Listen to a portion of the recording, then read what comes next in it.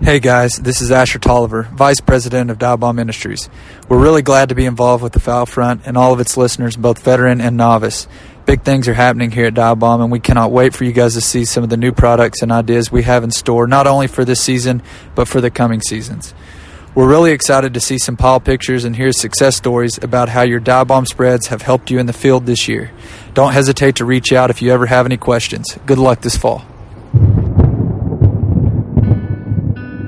Welcome to the Foul Front Outdoors Tales and Tips segment, where we bring to light the heart of hunting through shared experiences and lessons learned. By talking with real hunters, both new and old, to preserve and share part of this passion that we hold dear, not only to entertain, but also to educate.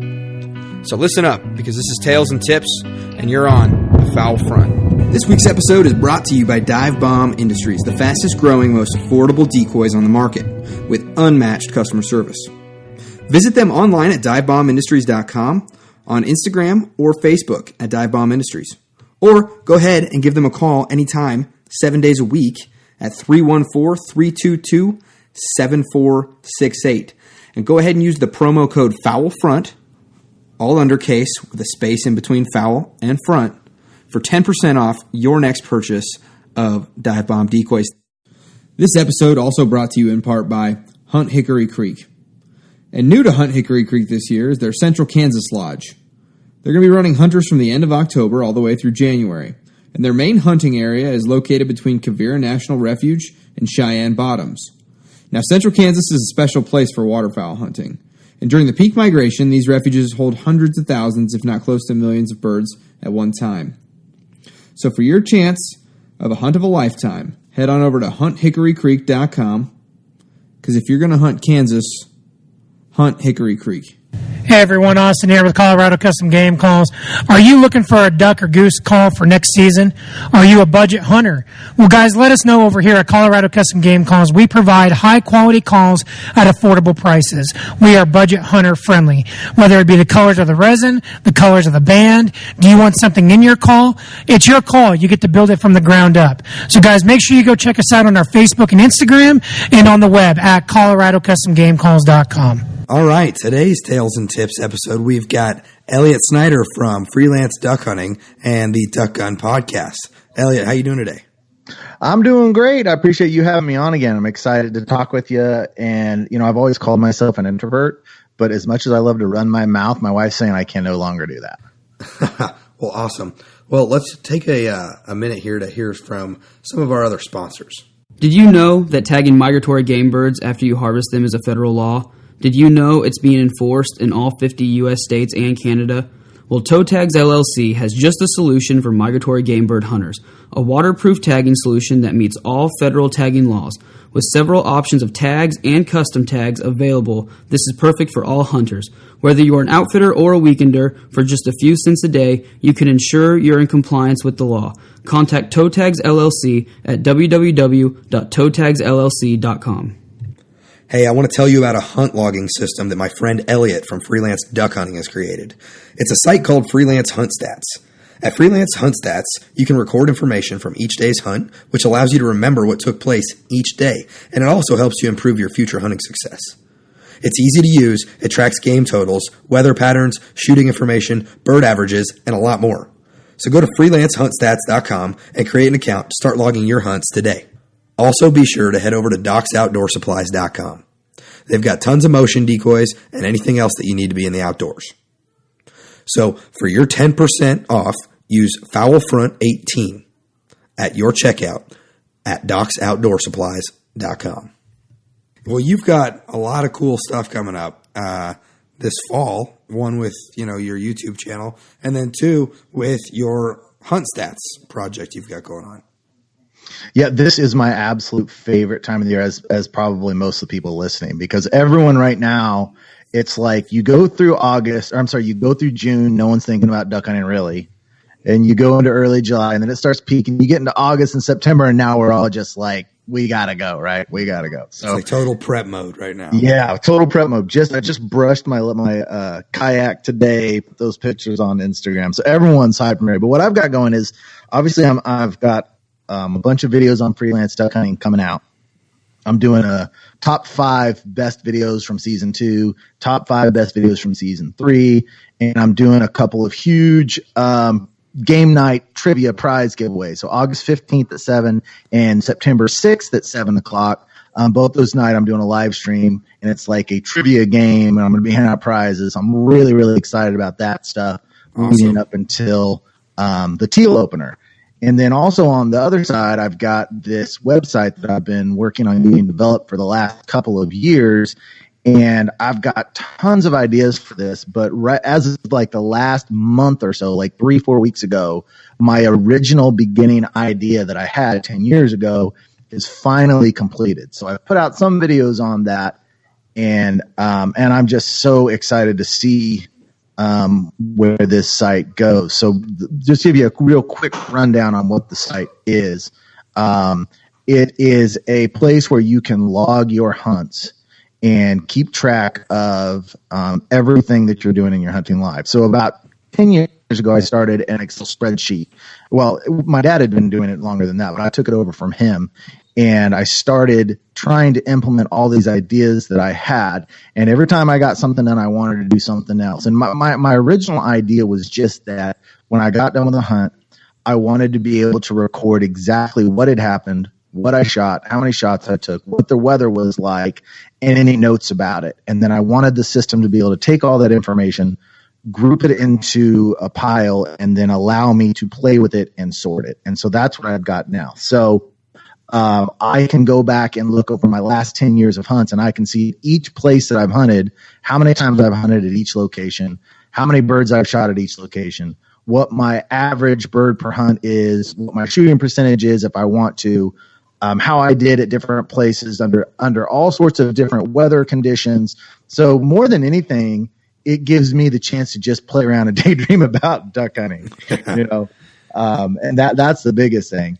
But it also really allows you to get to know each place that you hunt. So I can look over the last 10 years and say, at this particular spot on north wind days, here's how I do. On south wind days, here's how I do.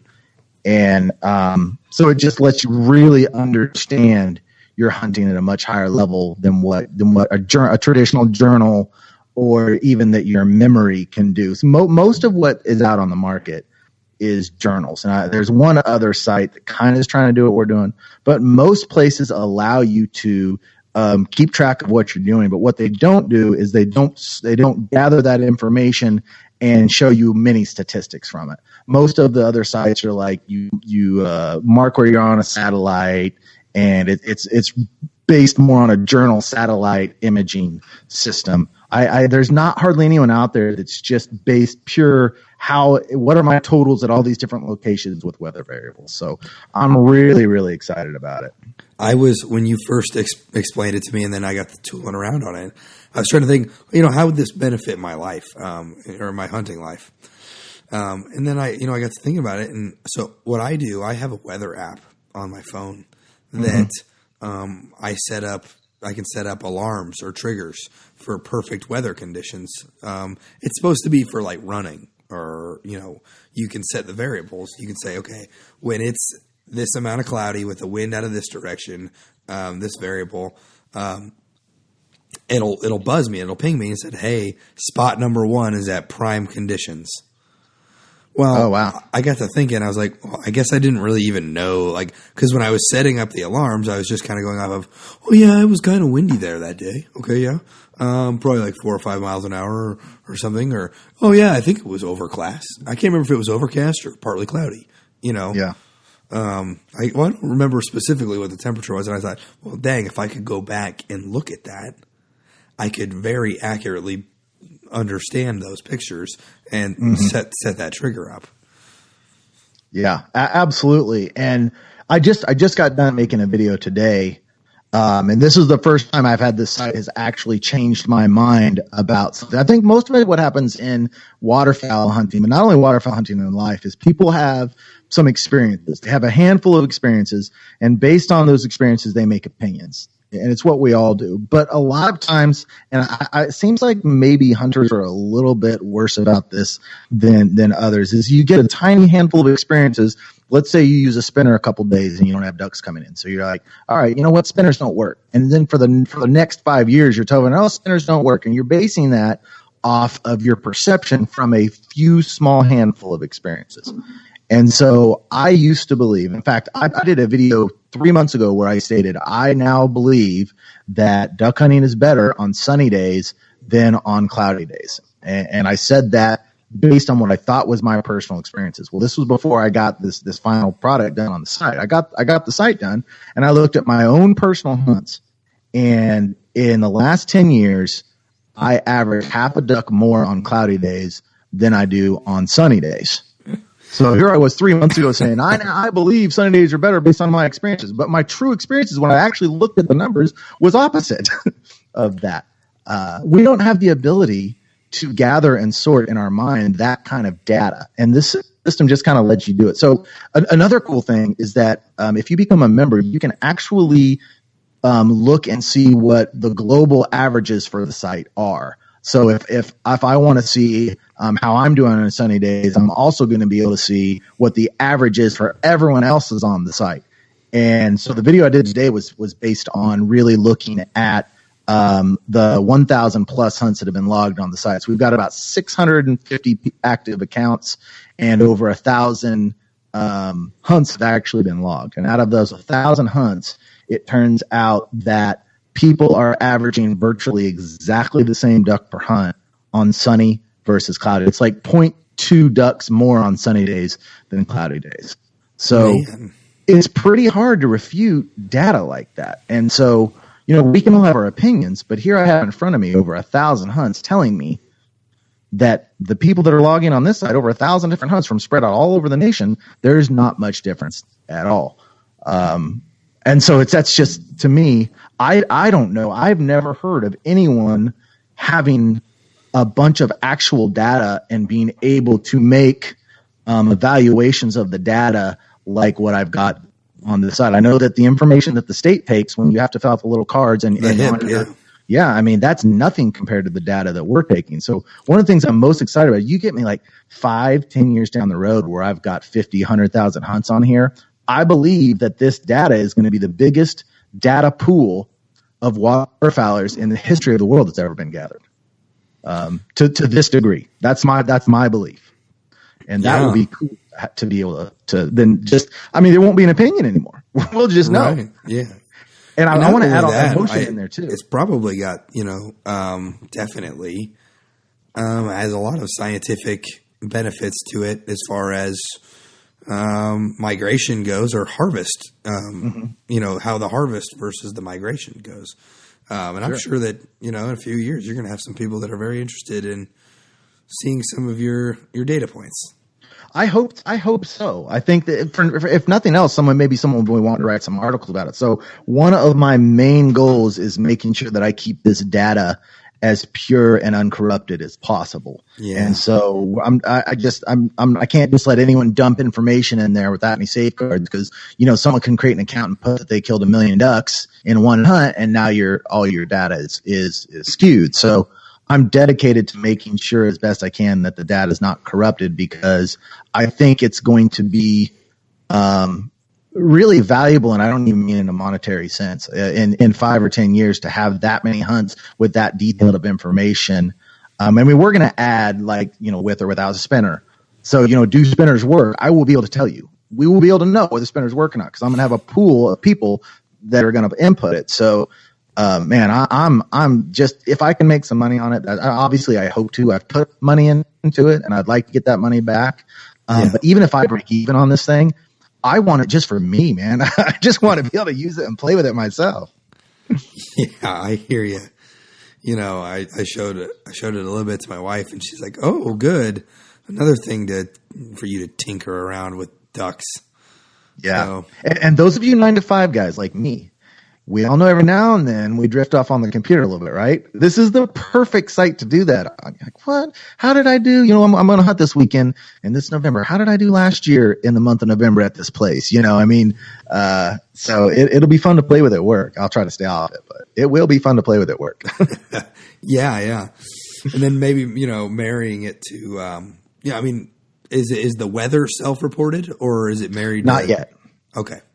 The weather is self-reported. So by that question, I thought you meant, can you automatically have the weather imported? Is that what you meant? Yeah. That's what I was getting to. I was going to ask if that was going to be a feature someday.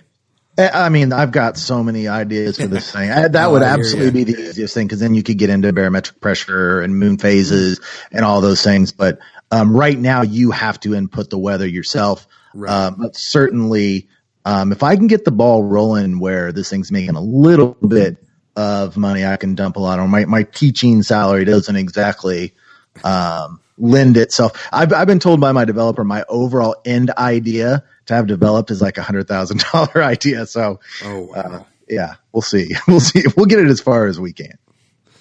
Wow. We'll get $100,000. Well, I really think it would work as a social media site where there's forums and message boards and so I want it to be an interactive social media site where hunters just hang out. Is what I want it to be. And that's where it really gets pricey. So that I can get rid of my Facebook. Yeah, screw Facebook. Yeah. It'd be no political posts allowed because I'll have the button. I'll have the delete. You've got the delete button. Excellent.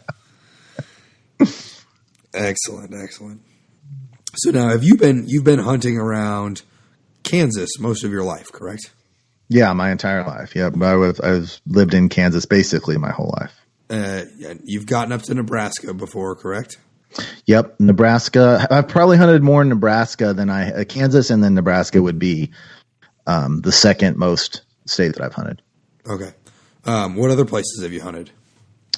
We took a trip down into Oklahoma once. My dad's done it several times in January. I only took that trip once to Lake Eufaula. Not Eufaula, Kaw Lake. And that was a ton of fun. I hunted Missouri, South Dakota, but not very. We have not taken many trips. Basically, our trips are either within the state, because Kansas has a lot of places I like to go and hunt, or to Nebraska. If we go north, we typically go to Nebraska. So we have not done a lot of traveling. I would love if someday my schedule would open up and I could do a lot more traveling, but it's just, it's hard. It's too bad you can't teach during the summer. Yeah. And have the fall off. Yeah, I know. But here's the thing. It's like, as I'm gearing back up into going, because I just getting through a spree of 70 days off in a row where I have nothing to do with whatever I want. Right. Sure. So if that was during hunting, it would be great. But the kind of depression that I would experience going into my work with no hunting is not worth it. It's not worth it. Okay. That's valid. That is, because it's I like teaching. I love being around kids, and I love the job and everything. But it's a 9 to 5. All 9 to 5s. It can be grueling to wake up in the morning, as we all know, because that's just how working is. But knowing that teal season starts right around the corner, and it's just, man, I wouldn't trade the calendar for anything just because of the mental state. Sure. No, that's good stuff. And so. You and me, I think we were talking. You haven't hunted on the Platte yet, have you? No, it's a dream. We had a plan, dream trip scheduled for right around Christmas of last year. We had a guy just contacted me. He watched Freelance Duck Hunting, and he's like, you know what? I like what you guys are doing. I see your dad's getting older. I've got this place. My property's right on the Platte River. I've got a blind right over the river, and then I've got a blind in fields. Why don't you guys come up and we'll do 3 days? And we had you remember that massive cold front that came in last December. The temperatures were -5, -10 up there. And even with the heated blinds, my dad with his pacemaker, he just can't do, he can't do that temperature. So we had to cancel it at the last second. But literally that was like a bucket list hunt for my dad. So we have not hunted the Platte. Oh, I've got a few hookups up there too. So yeah, maybe I would love it. Yeah. Me too. Now, how is the Platte River early season, like October, November, before the real cold comes? Do they use the river then also, or do you have to get real cold? So, I mean, I don't actually have a lot of experience hunting on the Platte River itself. But the way that I understand it is that, and this is what Matt from High Prairie Sportsman tells me, that zone along the Platte River gets kept open a lot later, and it really doesn't heat up until later. And I could be wrong, but that is my interpretation of it.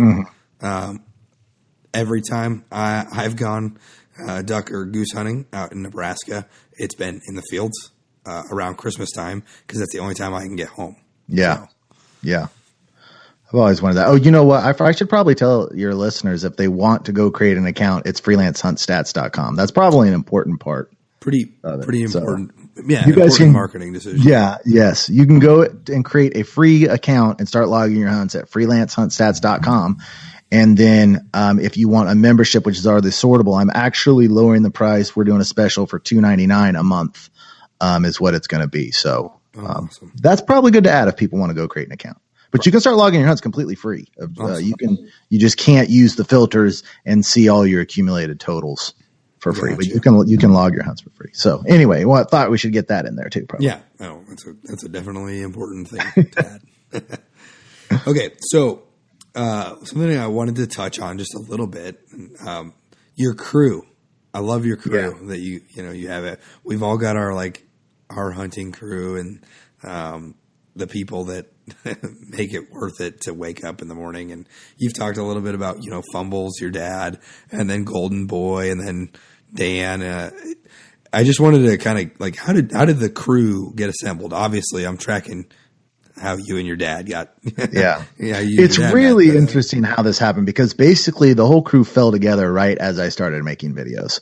So I just grew up duck hunting. It was just me and my dad, and sometimes my uncle and my cousin. It was always inside the family, never anyone outside the family.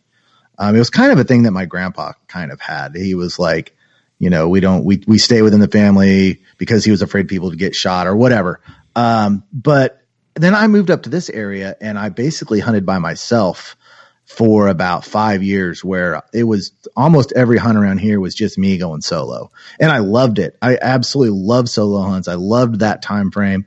It was right around when I first got Izzy, and man, those were some of the most spiritual and special hunts of my life when I was just doing it by myself.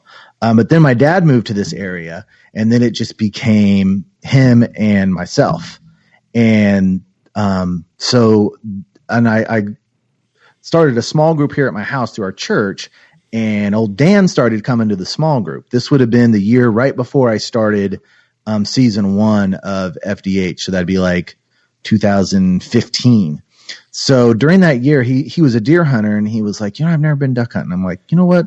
Let's come on out. Let's do some duck hunting next year. So the season started, and teal hunt number 1 of the year was Dan's first hunt, and that was the very first episode of Freelance Duck Hunting. Awesome. And Dan fell in love with it, and so he started coming all the time on season 1. Dan was there quite a bit.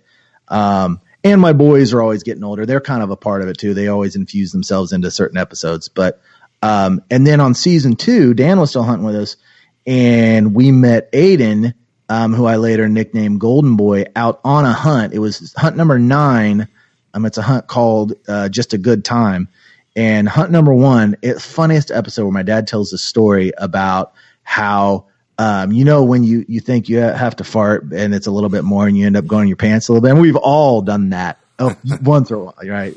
Especially it's like the onset of diarrhea. You don't know you have diarrhea yet, right? Right. And after that, you're real careful. So he had that happen outside. My dad did. Went running into the bathroom, fell down on the deck, and just slammed himself on the deck, had a huge bruise on his elbow. So my dad actually told this whole story during this hunt, the day that we met Aiden, about crapping his pants and falling down on the deck.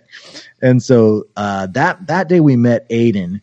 He ended up being such an amazing, cool guy, and nicknamed him Golden Boy. But that was his first year of duck hunting too. So season 1 of FDH was Dan's first year of duck hunting. I got to kind of mentor him through that because he is a loose cannon. And if he wasn't, he'd be one of those guys probably shooting 70-yard shots if I hadn't been there to really control him. But now he's like crazier than I am. He doesn't like to shoot him unless they're at like 20 yards. Like, man, pull the trigger. Then met Aiden in season 2. That was his first year. So started hunting with him a ton. In season 3 would have been his second year of duck hunting, and kind of mentored him through that whole process. So it's basically the 4 of us, and then my buddy Corn, he comes along every now and then.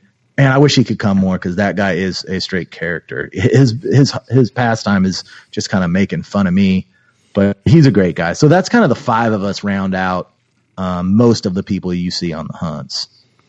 Nice. Did you tell Golden Boy yet about that goose hunting with the bow opportunity that I have? Oh, I totally forgot. No, he will be so excited about that. Yeah, I totally forgot. I will definitely do that. Yeah, he's back up in Nebraska fishing the Sand Hills right now. He went back up there by himself. He had to get more. Oh, well, nice. Yeah, but I'll definitely tell him. Yeah, for sure. Gonna go get out on some on a frozen pond that I've got permission to hunt out there, but not firearms. So I told the guy, I was like, hey, I'm going to shoot some geese with my bow. And he said, well, okay. So we're going to What time of the year do you anticipate doing that? What month range? Like early January, late December. Okay. If he does that, I may come and just video it. Oh, yeah. Maybe we could awesome. We'll see how it plays out. We could always do that one day and then do a traditional hunt the next or something. I don't know. Yeah, for something, for sure. We'll see. Sure. The wife doesn't like me taking trips in January normally, but yeah, or do the traditional hunt in the morning and then do something with them in the afternoon or something. I don't know. However they're flying. So yeah, that would certainly be cool. I would love to get in on making that video. Oh yeah, for sure. I think it'll be fun. I know that I'm stocking up on I wouldn't call them junk arrows, but maybe 1 or 2 years older. So yeah, getting ready for that. Yeah, my thing is I've always been, and I always have to remind myself to keep it real, because there's things that I find myself wanting to hide because how people perceive you is important, right? So when I started Freelance Duck Hunting season 1, it was super easy to be myself because I didn't think anyone was watching, right? But then as more and more people start watching, you have things happen, and it's very, very easy to start worrying about how you're portraying yourself, right? And I am dead dedicated to being real. And that means if there's something about myself I don't feel like sharing, I need to share it anyway, unless it's confidential. But you know what I'm saying. You know what I'm saying? Yeah. And this would fall under that category, right? So have always been very tenderhearted. And when I went on my first couple dove hunts, I had to try to kill doves with my hands and everything, and it was so traumatic for me. I laid in bed at night, and I was going to tell my dad I couldn't do it. It made me feel so bad because I was holding this little dove, and it's like blinking at me and everything. And I've just always been kind of tenderhearted like that. Even to this day, now I can wring a duck's neck and not think twice about it. But some of those little teal come back blinking at you, oh my gosh, they're so cute. I know. It's hard. I mean, such a dichotomy. It is. And it doesn't really get to me anymore, but I've always been kind of tenderhearted. It's one of the reasons I don't deer hunt, because I could kill a deer dead, stone dead, and not be a problem if I wounded one. Like Dan has a story about bow hunting. It's just the worst story about how this thing was like crawling and trying to get away from him because he spine shot it. And if that ever happened to me, I'd die. So my point being is that admitting to being so tenderhearted is something I have to make sure I'm real about, because it's just the truth. It's how I've been. And if I go on a goose hunt where you guys are trying to nail these things with arrows, I'm in that area of uncomfortable because if you guys get enough shots, there's bound to be some carnage that isn't very pretty. Let's just say that. Yeah. And then I guess I didn't think it through that much, or like I've seen it, on TV. I've seen it, on YouTube and all that stuff. I suppose I ought to check and just make sure that in Kansas, the bow is a legal take method for geese during that time. I would think that it is. That's certainly a small kill shot, though. I mean, that is a small little zone you got to put that arrow into. It's definitely going to have big fixed broadheads on them. So what I envision is a lot of squawking wounded geese running around on the ice with arrows being flung one after another. Well, what I envision is just a lot of whiffs and, yeah. Golden Boy's pretty deadly with his bow, man. I'm telling you, that boy can. He's been practicing lately at 60. When he goes to the range, he's been practicing at 60 yards. 60? Yeah. That's what what is it? Cameron Haynes says you shoot, 90% of your shots at 50% or at 100 and 200% or something like that, where it's like twice as far as you need it to be or something like that. That's what he was telling me. So you guys must be watching the same guy. But you let him fling some arrows at some geese. I'll tell you about Golden Boy. He is a flat animal harvester. I wouldn't say killer, but it's because it's not like a bloodthirst. He is super efficient at gathering game, whether it's fish or ducks or geese. He's just a fantastic sport. Yeah, he can just hunt. That dude can hunt. Awesome. And you met him on his first season? I met him on his first season. He beat us to the boat ramp. He beat us to the boat ramp, and I walked up and I asked him where he was going, and he was going to the exact spot that I wanted to go to. And normally I think that's the only time. No, there's 2 times in my life I've asked someone to hunt with me. Because when it comes to meeting new people, I am actually kind of introverted, and the thought of sitting side by side by a stranger and hunting all day is not something that I can do it, but I'd rather not. Just because I just don't know them. They're not inside that comfortable zone with me. But I met him, and within talking to him for 30 seconds, I was just like, okay, this guy's cool. I could seriously hunt with him. Plus, I wanted to hunt that spot, and he was going there. So, okay, so this is a good time for me to bring it up. So, to the boat ramp, you guys hunt layout boats, correct? Sometimes we do. What other do you have another boat or something? We've got an 18-foot weld boat with a 42-horse Mud Buddy motor on it. So we use that if we need to. We walk in if we need. Our goal is to be as portable and versatile as humanly possible, and we pretty much are. So we spend, like I've been spending tons of time getting our layout boats ready. I may only lay out 3 or 4 times the whole season. Normally happens in October when we're hunting the prairie marshes, because around here we have enough trees that we use our boats to get to places, and we use them to put the dogs in when we're hunting in knee deep water. But we rarely actually lay out in them. But yeah, we're versatile. We have pretty much what you need, no matter what. Nice.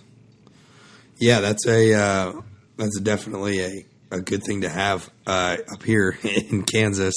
When we've got deep waters, we do, but a lot of times where you want to be is usually only your boots can get you there, or your waders can get you there, unless you've got some sort of shallow or surface drive boat. Well, and we've got everything in this state. I mean, we've got wide open marshes, we've got deep lakes, we've got shallow rivers, we've got timber. I mean, we've got flooded corn. You've got plenty of field hunting opportunities. I mean, in this state, it's about every type of hunting as far as waterfowl as you can do. How do you run the river? Well, it depends on. Well, first of all, we're on it a lot, so we know exactly what depths we can get our boat on. Ideally, we get our surface drive on the river and run it, but inevitably that river is really, really shallow. But we use real-time water data, which is USGS. I don't know, most people probably know about this. But you can check water levels.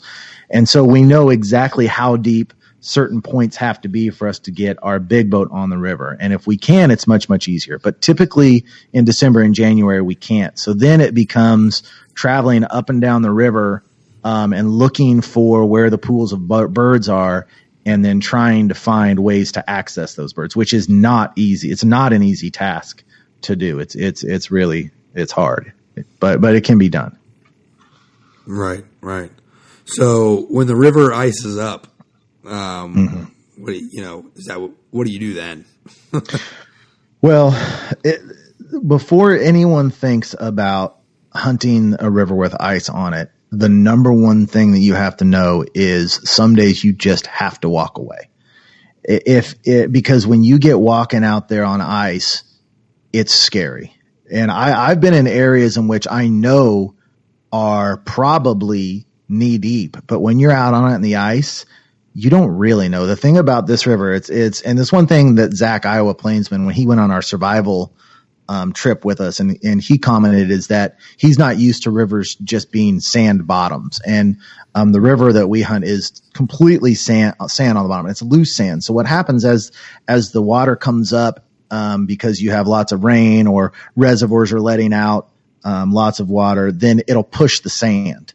And then as it comes back down, it'll deposit the sand. So the sand changes a lot. And you can tell the difference between when you're walking on the bottom and you're walking on the river and it's loose sand that's been moving down. Sometimes it's almost like quicksand. Now, not traditionally, you're not going to sink in it, but I mean, you'll go calf deep in it in a heartbeat. And you know that's sand that's being pushed down the river.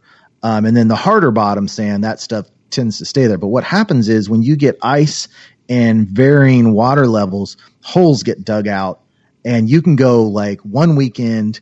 And I've got a video that shows, I think it's season 2, one of the last videos where I'm on the river by myself, and there is a massive hole that has been created over the past 7 days that wasn't there previous.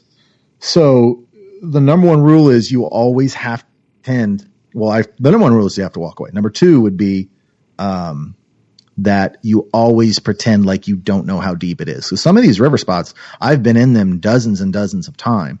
But when you're on top of ice, you still have to in your mind say, well, the river the sand shifts. So if I fall in right here, it could be a lot deeper than I think that it is. So there's just a lot of precautions that you have to take. But first, number 1 is we find where the birds are, and then we assess if it's safe to get to them or not.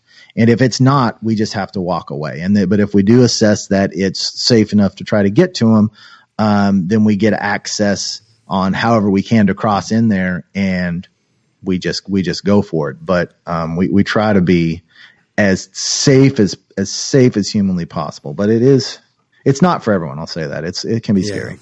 And we talked about it 2 weeks ago, falling through the ice by yourself and how you self-recover, like the proper way to do that. And I always think it's, for anybody that didn't listen to that one and is not going to listen to that one, essentially, and I don't know if you know this too, Elliott, but like the best way to get out of ice is to put your your arms and your forearms on the ice until you can support, and then you let your back legs float up to the top of the water, and then you flutter kick yourself onto the ice, and you'll either break the ice all the way to the edge of the pond, or you will be able to then roll sideways onto the ice. But that's not the case in a river. Yeah. Well, you're dealing with currents. Yeah, exactly.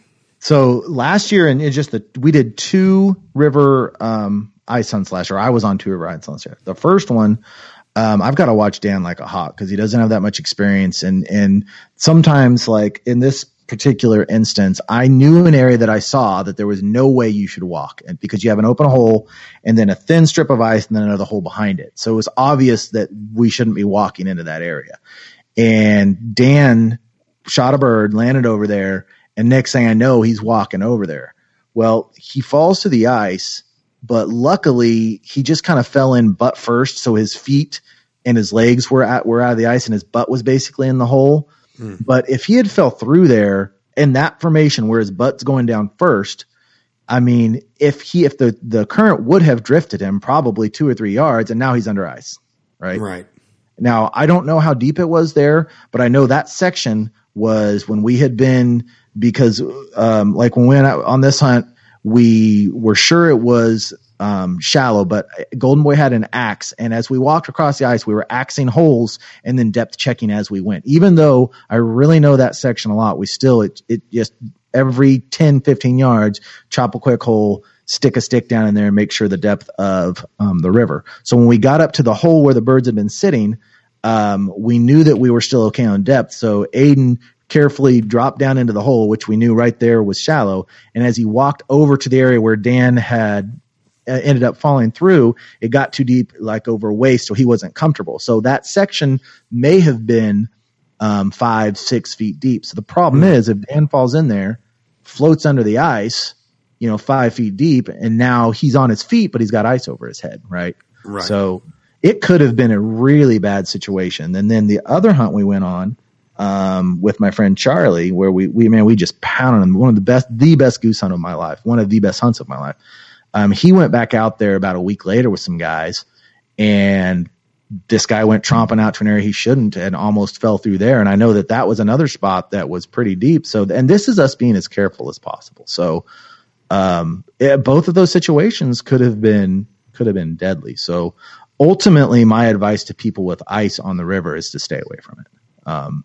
That would be my advice, is to not mess with it if you're walking across ice. But the precautions we take in the situations that we do it, I feel like we're safe. My mistake was not coaching Dan more. It just takes one lapse of judgment. I see an area that obviously I just didn't think anyone would walk on. Next thing I know, he's out there. I've got to be like, you have to be like a field general. Like, okay, everyone, here's the deal. This is exactly where we walk. No one walks over there. We've depth checked this area. Retrieving a goose is not worth someone's life. So you just have to be very specific, like a field general. But my ultimate advice to people would be just probably don't do it. I mean, we've been doing this for quite a while, and I've got hours and hours on the river during the summer, during the winter. I mean, these stretches, I know it really, really well, but still, man, it's a sketchy proposition for sure. Right. I feel bad now. I feel like, man, people are like, oh, man, idiot, why does he even do it? I'm making it sound so bad, but I'm just trying to get through people's head the severity of seeing 1,000 geese and ducks over a hole and just going and doing it and not taking the precautions that we're taking. Someone can die. Well, it's a dangerous sport. Yeah. It's a dangerous pastime that we engage in. And any time that you're putting yourself out during Mother Nature's harshest, and then also that's not your primary goal. Your primary goal is not to survive outside, like camping or hiking. Your primary goal is you're looking at these ducks and these geese, and you're forgetting about, you can very quickly forget about the conditions. Yeah, you get all pumped up and that blood gets flowing. Now, I will also say this river we're hunting at this time of the year, I would say 95% of it is at about 2 to 4 feet deep. Right. So that part does make a difference, because that's the factor that allows me to be willing to do this. I know for a fact 95% of this is not even close to over your head. So, 95% out of 100 times you fall in a hole, you're going to be at your knees and be like, oh, but right. That other 5% does exist out there. Yep. So. Yep. For sure. Now, continuing along the river talk, how do you decoy birds on the river? What strategies are you using? Well, the one that we typically use is we find a huge group of birds on the river, and this is already going to make some people mad, but I'm gonna defend myself as I go a little bit too, because we are looking for roosts. But on the river, there's a roost probably every mile to mile and a half. These roosts are up and down this river at the time that we're hunting it. So it's not like one huge roost, and we're kicking all the birds out and screwing all the field hunters. There are roosts littered up and down. And almost every time we do this, we shift the roost half mile to 3/4 of a mile. Sure. But we find a roost, and that's where the birds have the water open. First thing in the morning, we go and we kick them up and we set up. Now, normally there's hardly anything to cover yourself with.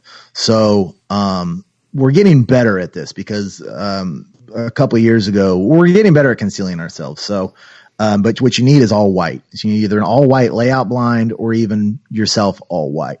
And what we've had to do, because there's such a lack of cover, is a lot of times we'll go one guy hunt and 2 guys back watching and filming, because because you just have an ice hole and you're laying at the ice hole, and it's hard to get into these places. So you're already dragging as many goose decoys as you can. Layout blinds, if you have them. It's hard to get all this stuff in here. So like last year on one of these hunts, we didn't even have any layout blinds. We just couldn't haul them in, and we didn't have the snow attachments for them anyway, which we're going to try to get this year. So you're basically kicking all the birds off of the ice hole, setting up, and then laying there right by the ice hole and letting them come back in, which they almost always do. At least singles, doubles, groups of 10. But a lot, like I said, a lot of times we do 1 man hunting, 2 men back watching, and then they shoot a bird and you rotate through. We'll normally start with everyone on the hole. And the second that we find that birds are flaring, that's the first thing we'll do is we'll drop other guys back. Because you just can't get them in if you're not concealed. So I think I saw a video of, I think it was you and Aiden. You were on the river and you were just laying, there was like a very small amount of sticks that you guys were hiding behind and they were still coming in. And I was thinking to myself, I've hunted that same river, maybe just west of you. And we were doing we dug out the sandbar and laid our blinds in there and then covered ourselves back up with sand. And we were still having a hard time getting them to decoy in. It was super comfortable, but were you trafficking birds or did you just pick up spot and go? Or no, this very similar thing to what you said. We found that this was the sandbar that they were using in the morning to basically just chill out and loaf after the feed. And came back and we hit them up in the mid-morning, got set up, plenty of fresh sign there, and they were moving to us, and but they would not commit. How many guys do you have? 2. And should have worked. Sometimes decoys. it doesn't. So yeah, that should have worked. That should have worked, and that's a real traditional way to do it on sandbars is to dig it out. Oftentimes guys will pull in driftwood around those. Yeah. And do it that way. We did that initially. And then I just was thinking, I was like, this looks really conspicuous. And so then I was like, well, let's just dig ourselves down. I'm still curious. Do they not have sand covers? I know they've got snow covers. Where's the sand covers? Yeah, I don't think so. I know I have a layout blind that's just kind of a sandy brown. Well, I used to, it fell apart. It was kind of a sandy brown base to it. Yeah, I'm thinking just like a photo print of sand or something. Yeah, I would say normally that what you did would work. I mean, Dan and my dad went out season 1 and did this exact same thing, and birds just didn't come back in for whatever reason. But normally it will work if you have the X. I mean, and in those hunts, it's there's several birds where you're just standing up and they come right in because, of course. I mean, once you have the X, it becomes a lot easier. Oh yeah. So, birds get dumb real fast over ice holes is what I think. Yeah, because they're looking for that open water. So. Yeah, and they've been in there. They've been there for 2-3 days. So, they know it's safe. They've been there, but they're not complete. They're just a lot smarter or a lot dumber than what they would be under a different circumstance, normally speaking. Right. Now, what kind of decoys do you guys usually haul out there? Let's see. Well, this year I'm totally revamping my set. So we're going to do mostly, silhouettes and, I'm blanking on the word. Socks. We're going to be doing socks and silhouettes this year. So we're going to have a much, much larger spread because when you do socks and silhouettes, you can bring in a lot more. Now, last year we had about 3 or 4 dozen full bodies, most of which were Aiden's, that we were just able to haul out there. And that is I'll tell you, that is a pain to down the riverbank, out onto the ice, across the ice, set them up. By the time you're done, they're all heavier because they're wet with ice on them and everything. And then you got to haul them back up, plus all your geese. And that's some of the most physically demanding hunting that you can do. So I'm excited to use the silhouettes and the socks this year. But we're going, in fact, other than teal this year, everything's going to be uniform. Going totally revamping the whole spread. That's we're doing the same thing. We're sponsored by Dive Bomb. Mm-hmm. And so we're going to be running about 15 dozen dive bombs. So yeah, I think that's the way to go for the public, mobile guy heck, for anybody really. I mean, why cart around all the extra plastic, Yeah. Now these guys that are running these companies, they will claim that, the socks will work just as good. I don't know if that's true or not. I've never used them, but I would tend to believe that if you've got 7, 8, 9 dozen socks, that's going to work better than 2, 3 dozen full bodies. Right. I mean, you're just dealing with such numbers. such massive numbers. So our spreads are going to greatly increase in size. And I mean, you've got those, which I'm sure Dive Bomb does too. You've got the big bags that you can tote them in. You can just get so much huger spread when you go to like a sock and silhouette than the full bodies. And on the river, that's really on the river, especially now if we have our big boat and we can go up and down the river, it's easy to haul stuff. But even then our spread is going to probably triple in size this year. So we're going to move to the river actually earlier this year. And see, because I think that we have been underutilizing that resource a little bit. We typically don't go there until the freeze. And this year we're going to try it during teal season a little bit because we've been seeing teal on there this last May and April, and we're going to try it in November. And we're going to try to just put out some massive spreads and see what happens.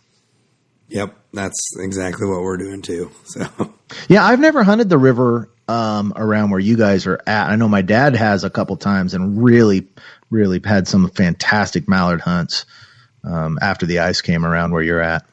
Well, we're going to be doing sometime here in the late season, obviously. We're going to be doing a snow goose hunt if you want to come out. Okay.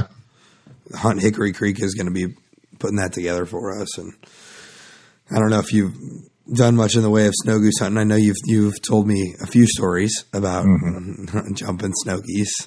Yeah, most of our snow goose hunt has been stalking snow geese, which I honestly love to do it that way. It is so much fun. But Aiden is getting me more into your traditional snow goose hunting because he's got some decoys, and we may end up getting some white rock silhouettes and socks also for snow goose. So I'm going to be doing more and more of the traditional decoying snow geese, I think, this year. But the stalking them thing is a lot of fun. Yeah, for sure. For sure, man. Well, I'm super excited to get onto your this season because usually I am writing down all of my group's birds that we're shooting, and I'm taking pictures, and it gets lost in a notebook somewhere, and I have to find it when I go to fill out my HIP report the next year. But I'm super excited to get on Hunt Stats, and when I fill something out, like when I start doing like data, I go hard. So I'm going to be filling out every single one of those segments, and I'm super, super pumped for it. So. Well, it's so easy, and now it's not an app, the freelancehuntstats.com, but it functions perfectly on the phone. If you have decent cell phone reception, you can do it right from your hunt location. So it functions just fine on your phone, and it takes, I think, 2 minutes, maybe 3 minutes to log a hunt. It's super easy. Now, are you going to be logging for your whole group then when you do it? I don't know. Is there a feature or anything like that? Because usually, what I like to do is because nobody else is as diligent as me, So I like to keep track of the parties. Justin got this, Max got this, Wilson got that, that kind of thing. Yeah. At least when I go out, I don't know if there's a function in there or anything like that, but.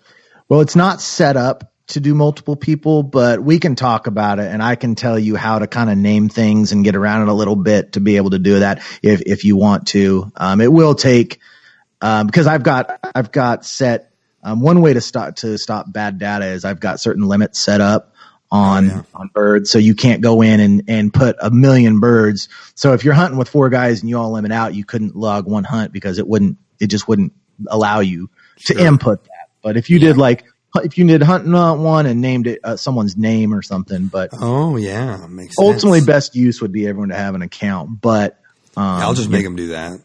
Yeah.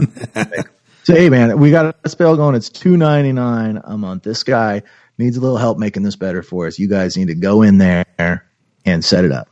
Awesome. So $2.99 per month, like to have all of your data at your hands, like that's nothing. That's like one Starbucks cup. Not even. Yeah. And you you get to see everyone else's data, the whole global community's data as well, which I think is a big, big selling point for it. Yeah. Does it break it down by like state and stuff or location? You can pick the state. You cannot at this point sort it by state, which I must have just overlooked that when I was talking with the developers. But you certainly can. You have to pick what state you hunted in. And I need to have that added to where you can sort it by, like, how have I done in Kansas? How have I done in Missouri? It was an oversight on my part, but definitely you will be able to do that. Well, and that's the good thing about having all the data fields is that you can go back and get the insights and analyze whatever you need, however you need to. Yeah. It ended up being a way more complicated to mentally work through just to tell these non-hunting developers what I wanted. Let me tell you, there was some in-depth conversations that went on between me and these developers. It was a lot harder than I thought it would be, but it was a fun process. So you're telling me there's a blue-winged teal and a green-winged teal. Yeah. So a teal is a duck? Yeah. And this guy's like, now, what's a double? I don't even know what that is. Me neither. Yeah. Rarely do I either. Actually, I have video evidence that I know what a double is. So yeah, I've seen it. I think on the video I saw you shot like 2 doubles in a row. Yeah. Yeah, Nice. it makes for quick hunting, but It's fun. oh man. Well, shall we head to bed? Yep, I've got a wife waiting. Oh my gosh, I can't believe I'm going to admit this to everyone. Oh my gosh. So my wife has got me into watching Hallmark movies on YouTube this summer. So yeah, I said it. Can you believe it? I even admitted that one. What Hallmark movie? I don't know. They're all the same. These guys. Okay, here's how it goes. They fall in love. They fall out of love. Oh, now we're in love again. They get married. That's every single movie. Just with a different setting, different characters, and scenery. Yeah. So that's that. I would go out and watch my nightly Hallmark movie. Now everyone hates me that's heard this. That's not a man. $2.99, totally not worth it now. But it's been really good coming on. I love what you guys have going on here, and I love all the collaboration going on between us, and really look forward to getting in a hunt together too. That'll be fun. Oh yeah, that's hey. Make sure you tell old Golden Boy, old Aiden, about that bow hunt. Have him hit me up. Absolutely, I will do that. All right, Elliott, you have a great night. All right, you too, man. Thanks. All right, thank you. Bye. All right. Well, we want to give a shout out to some of our sponsors. Once again, we've got Colorado Custom Game Calls. Pretty sweet stuff that they're doing. We're actually going to be releasing a foul front. I think just the duck call right now. But it's going to say foul front on the band. It's going to be pretty cool. They got a little promo code for us. What's that promo code, Tegan? Foul front, all lowercase, space in between foul and front. And that's not just calls. That's anything that is on their website. But yeah, keep your eyes open for that foul front exclusive decall duck call, that we'll be partnering up with them for. Pretty excited about that. Pretty much the most customizable custom call on the market right now. Yeah, because you can get like corn in there, you can get wheat, you can get. I got one coming. It looks like a storm, but then it's got wheat in there too. Yeah, and even the call itself, they offer different options for mouthpieces and barrel lengths, and then inserts as well. Yep. Also, want to give a big thanks to Dive Bomb Decoys.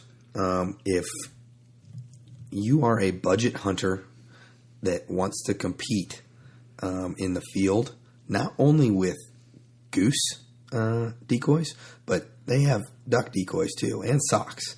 And you can really build a spread for a respectable budget. Yeah, definitely good for the budget hunter and just the hardworking hunter who maybe has a long trek in or a hard trek in. You can't get much more convenient than silhouettes and socks. Yep, and we got Cody, their CEO, president. He's going to be coming on in mid-August, late August, and he's going to be telling us they have a big lineup of stuff coming out that we should all be excited for. I don't know what it is, but we're really looking forward to hearing what they've got. I'm sure it's going to be good. Those guys are very innovative. Yep. And go ahead and head on over there. They have a promo code for us too, for you guys, I should say. And it's foul front, all undercase with a space in between it. And that'll give you 10% off of your decoy spread and help get into it just a little bit more affordable. Even more budget friendly. Yeah. I mean, yeah, absolutely. So. All right. Next, we want to thank FreelanceHuntStats.com. Go ahead and head on over to them.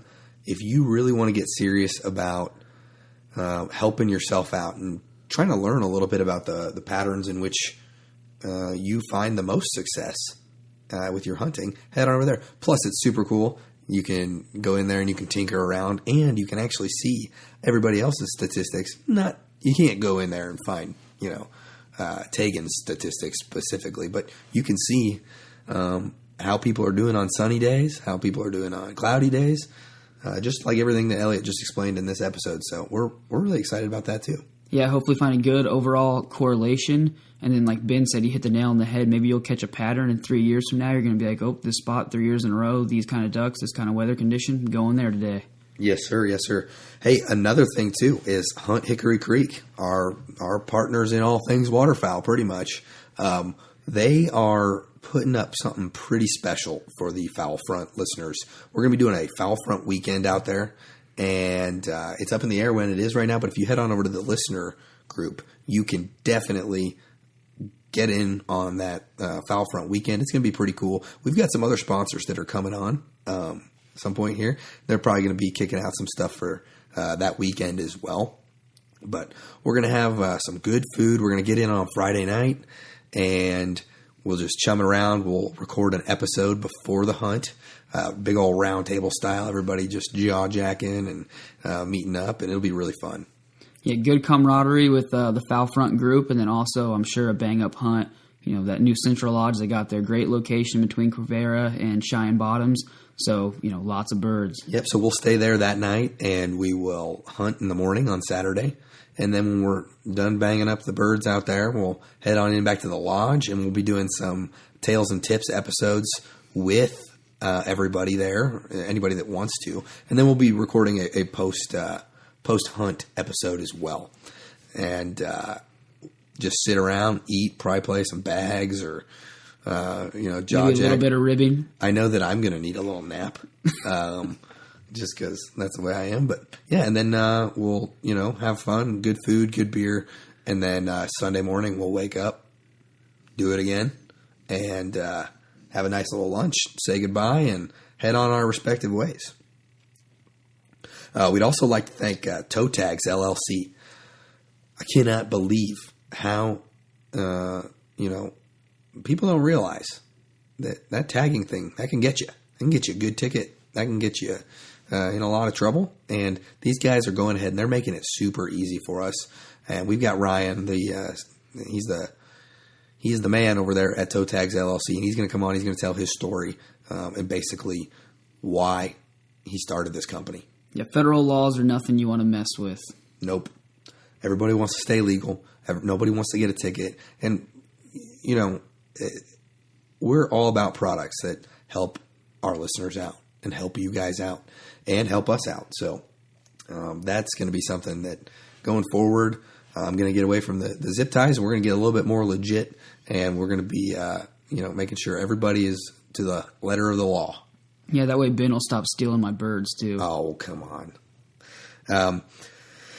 And last but not least, we've got Doc's Outdoor Supplies. Now, something, everyone's probably wondering, who's that? Well, that is an outdoor store that, admittedly, my dad started up, and because he wanted a affordable solution that you didn't have to worry about. A lot of these places, they'll give you the bottom line of what the price is, and then they'll tack on shipping and tax on you, and it's a little misleading.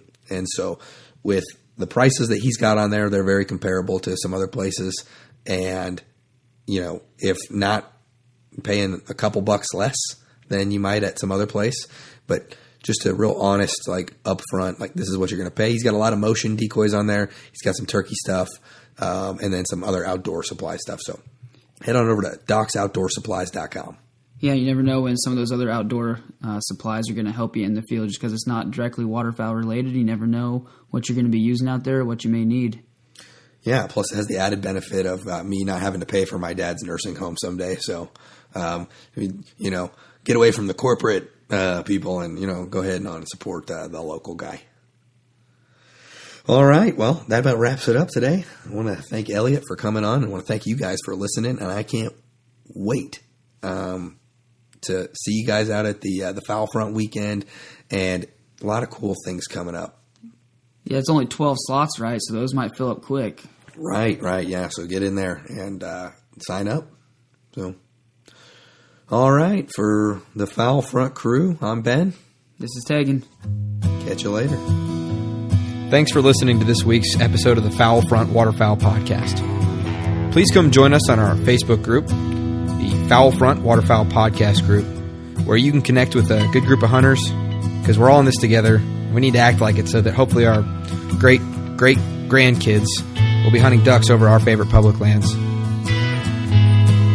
We also ask that you go ahead and give us a written review on iTunes and give us 5 stars if you think we deserve it. And we really do want to hear back from you so that we can give you the best possible content. And if you get in on that Facebook group, you can get in there and you can ask questions and you can tell us what you want to hear next, or you can tell us what you don't like. And we'll be sure to tailor things to our listeners. So, all right. Stay safe out there, and we will see you next week.